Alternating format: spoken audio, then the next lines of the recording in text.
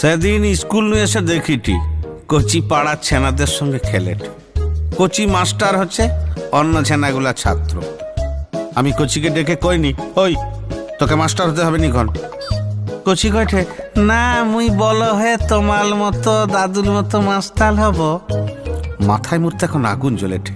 রাগের মাথায় এক চাঁটি মেরে কইনি, ভাগি কান্নু, গরু চড়াইবি যা, তাতেও অনেক সম্মান পাবি।